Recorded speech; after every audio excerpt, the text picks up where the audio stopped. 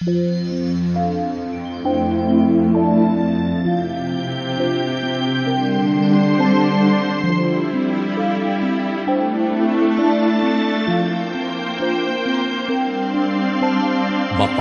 ang bumabasa at ang nangakikinig ng mga salita ng hula at tumutupad ng mga bagay na nangasusulat doon, sapagkat ang panahoy malapit na.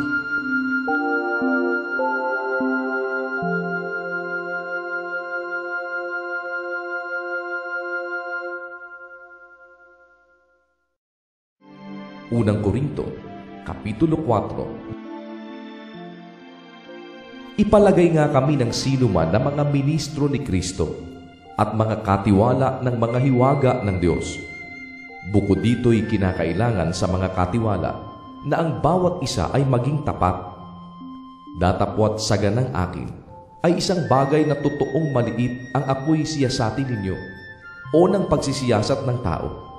Oo, ako'y hindi nagsisiyasat sa aking sarili, sapagkat wala akong nalalamang anumang laban sa aking sarili. Bagaman hindi dahil dito'y inaaring ganap ako, sapagkat ang nagsisiyasat sa akin ay ang Panginoon.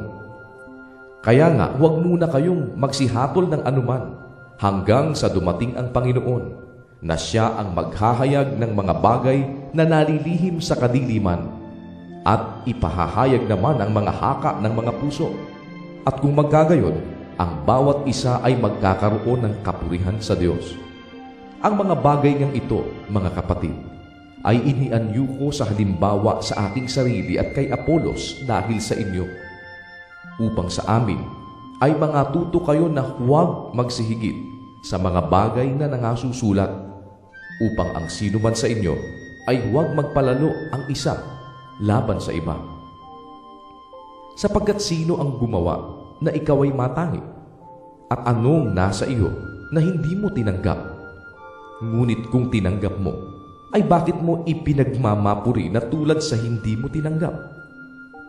Kayo'y mga busog na, kayo'y mayayaman na, kayo'y nangaghari nang wala kami. At ibig ko sanang mangaghari kayo, upang kami na may mangagharing kasama ninyo. Sapagkat iniisip ko na pinalitaw ng Diyos kaming mga apostol na mga kahuli-hulihan sa lahat, na tulad sa mga itinalaga sa kamatayan, sapagkat kami ginawang panoorin ng sanlibutan at ng mga anghel at ng mga tao. Kami mga mangmang dahil kay Kristo, ngunit kayo'y marurunong kay Kristo.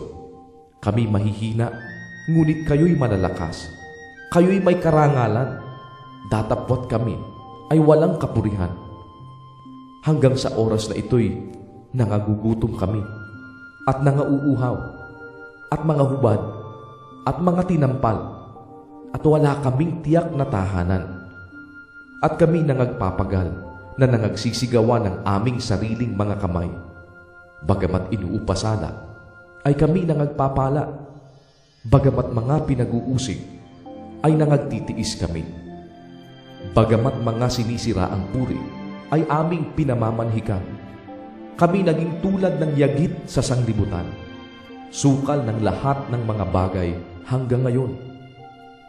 Hindi ko isinusulat ang mga bagay na ito upang kayo'y hiyain, kundi upang paalalahanan kayong tulad sa aking mga minamahal na anak.